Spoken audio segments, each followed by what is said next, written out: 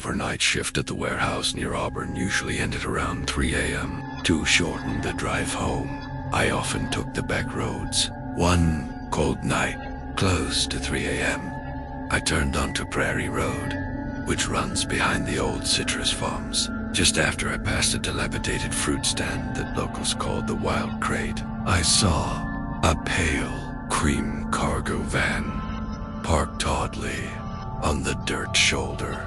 The van was positioned strangely, nose angled toward a ditch, but its headlights were still on, and I could see the exhaust puffing faint clouds into the cold air from its running engine.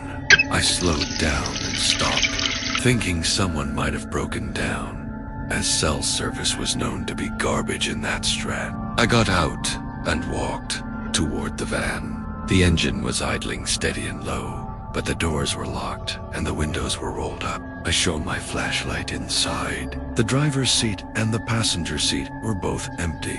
I tried. The door handle it was locked, but the low sound of the working engine felt strangely insistent, as if someone inside was waiting but simply refusing to show themselves. I had the unsettling feeling that I was missing something obvious that should have been clear. I wrote down the license plate number and drove away. A few minutes later, when I stopped at the gas station for coffee, my phone buzzed. It was David, a co-worker who also took the back roads, asking if I had seen a car parked near the old fruit stand. I confirmed. Yeah, a cream van with its lights on. It was empty. David paused for a long time, sounding confused, and said, "When I passed it, there was someone in it, head down, like she was passed out, or worse." A strange fear hit me. I didn't even grab my coffee and immediately drove back. When I arrived back at the scene, the cargo van was still there, but the situation had changed. The driver's side door was now wide open. There she was, an older woman, maybe in the early 60s, with matted gray hair and a pale hand-knitted cardigan, slumped halfway out of the van.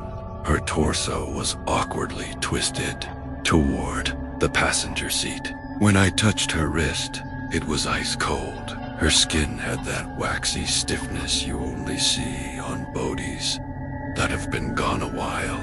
The fact that the door was now open and the body had moved from a seated to a slumped position suggested that something had happened. In the few short minutes I was gone, contradicting the stillness of death. The police arrived, and I stressed that the van had been completely empty just half an hour earlier. Later, however, detectives showed me grainy traffic camera footage.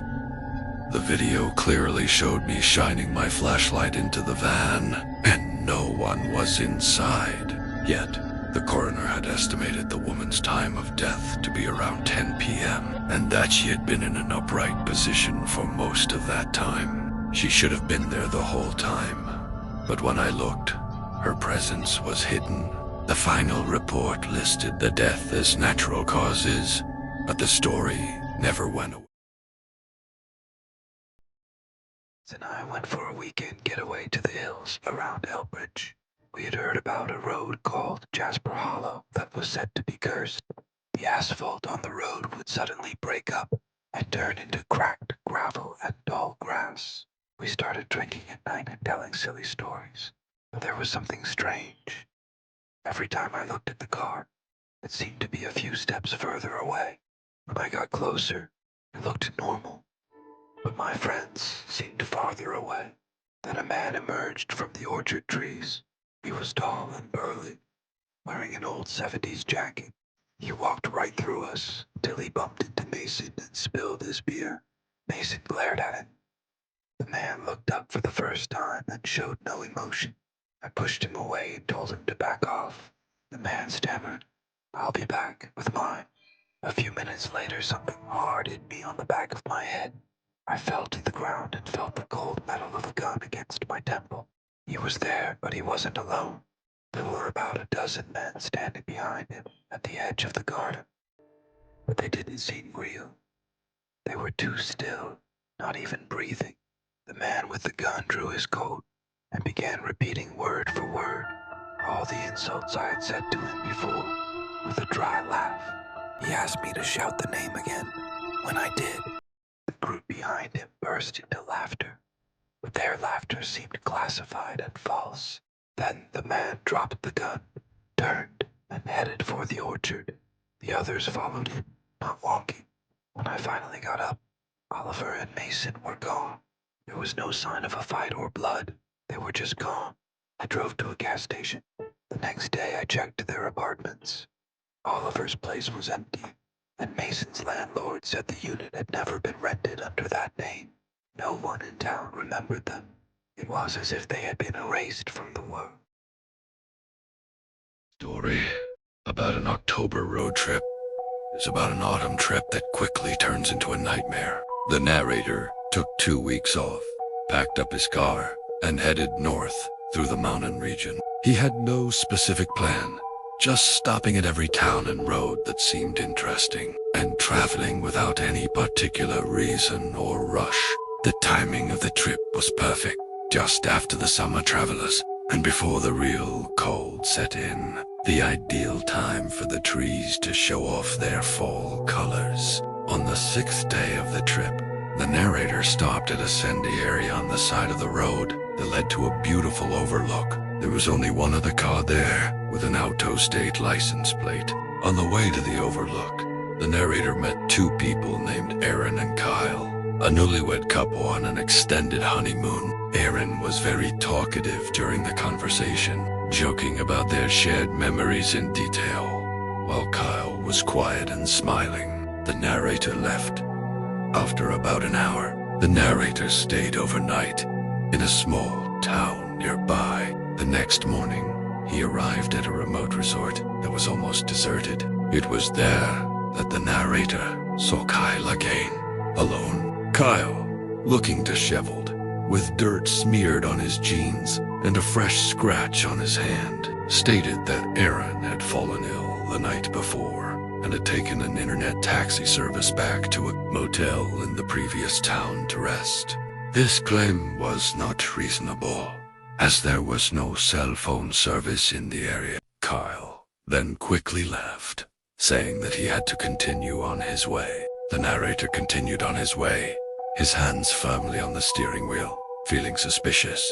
The next morning, the narrator stopped at a local diner and saw a heartbreaking news report on the local television. Woman disappears near lookout. The photo was of Aaron. The article stated that Aaron had fallen while hiking with his wife, and that she had reported the disappearance that night. The narrator was shocked by this discovery, as he had met them the day after the disappearance on the 9th. This meant that Kyle had already reported Aaron's fall and disappearance to the police before meeting the narrator for the 2nd time.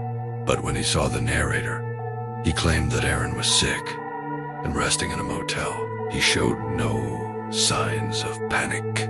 The narrator immediately abandoned his breakfast and went to the nearest police station and reported all his observations, including Kyle's contradictory stories, the scratch on his hand, and his backpack. A deputy wrote notes and thanked the narrator, but no one ever called him to follow up. This was the last road trip the narrator.